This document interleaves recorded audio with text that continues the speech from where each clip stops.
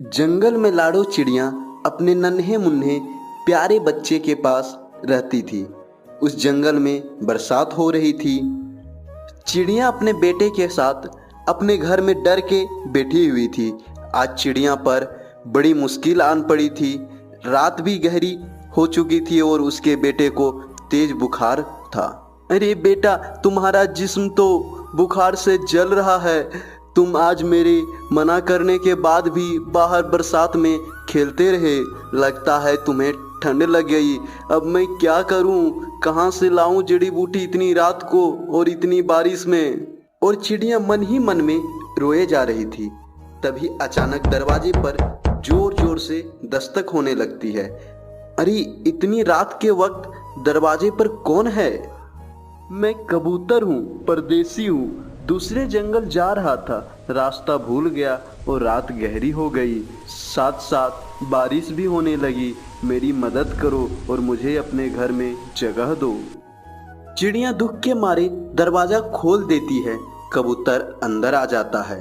आपका बहुत बहुत शुक्रिया। मैं बहुत परेशान था। आपका दरवाजा बजाने से पहले मैं 100 बार सोचा, लेकिन मैं बहुत मजबूर था। सुबह से इधर उधर भटक रहा हूँ और ये बारिश भी शुरू हो गई है।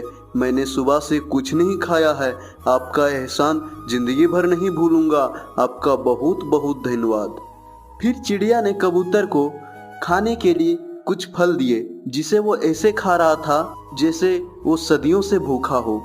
चिड़िया की उदासी को देखकर कबूतर बोला, चिड़िया, तुम उदास क्यों हो? मेरे बेटे को सर्दी और बुखार है। शरीर तप रहा है बुखार से। कब से है बुखार? आज शाम से ही। क्या तुम्हारे जंगल में कोई पंछी नहीं है जो जड़ी बूटियों से बुखार ठीक करता हो? जंगल की दूसरी तरफ कौवा रहता है। सारे पक्षी बीमार पड़ने पर उसी कौवे के पास जाते हैं। तो फिर आप अपने बच्चे को लेकर गई क्यों नहीं? नहीं, रात बहुत गहरी है। मैं अपने बच्चे को कैसे अकेला छोड़कर जा सकती थी? बस मेरे बच्चे को कुछ ना हो, इसके बदले में मेरी जान चली जाए। आपने मुझ पर भरोसा किया है, मुझे इतनी रात को अपने घर में आने दिया। मैं आपकी मदद करूंगा। आप अपने बच्चे के पास रहें, मैं कौवे के पास जाऊंगा। बस आप मुझे थोड़ा सा रास्ता समझाएं। बाहर बारिश है, आप कैसे जाएंगे? कोई बात नहीं, मैं भूखा था। आपने मुझे खाना खिलाया। अब मुझ में इतनी ताकत है कि मैं इन बारिश में उड़ सकता हूँ। बस मुझे आप कौवे के घर तक का रास्ता बता दीजिए। चिड़िया कबूतर को रास्ता समझा देती है और कबूतर तेज बारिश में उस चिड़िया की मदद के लिए रवाना हो गया। बारिश बहुत तेज थी, लेकिन कबूतर ने हिम्मत नहीं हारी और वो उड़ता रहा। और उसे रास्ते में कोई भी परिंदा नहीं मिला। मिलता भी कैसे? एक तो इतनी रात थी और तेज बारिश भी थी। आखिर कबूतर चिड़िया के बताए हुए कौवे के घर तक पहुंच गया। उसने वक्त बर्बाद किए बगैर दरवाजा खटखटाना शुरू किया। अंदर से कौवा बोला, अरे कौन है इतनी रात में? क्या आप इस जंगल में रहने वाली लाड़ो चिड़िया को जानते हैं? मैं जानता हूँ उसे। क्या हुआ है उसे? आप मुझे अंदर आने की इजाजत दें, मैं आपको सब बताता हूँ। कौवे ने दरवाजा खोल दिया और कबूतर अंदर आ गया। मैं इस जंगल का कबूतर नहीं हूँ। मैं यहाँ से गुजर कर अपने मौसी के घर जा रहा था। रास्ता भूलने की वजह से इधर उधर भटक रहा था और तेज बारिश होने लगी और मैं भूख से बेहाल हो रहा था।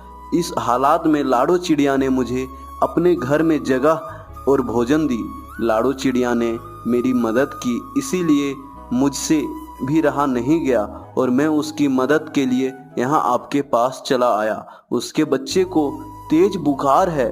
आप मेहरबानी कीजिए और उसके लिए दवा दीजिए। अच्छा, मैं अभी चलता हूँ चिड़िया के घर। और कौवा बिना देर किए जड़ी बूटी का पत्ता लेकर चिड़िया के घर की ओर चल देता है। इधर चिड़िया बहुत ही परेशान थी, क्योंकि उसका बेटा तेज बुखार के कारण बेहोश हो गया था। लगता है वो कबूतर मुझसे झूठ बोलकर चला गया। मैं क्या करूं? अगर मेरे बेटे को कुछ हो गया तो मैं उस कबूतर को माफ नहीं करूंगी। मुझे किसी अजनबी पर भरोसा नहीं करना चाहिए था। वो उदास मन से बात कर ही रही थी कि कबूतर और कौवा आ गए। चिड़िया बोली, कबूतर भाई, आपने आने में बहुत देर कर दी। मेरा बेटा अब आंखें नहीं खोल रहा है।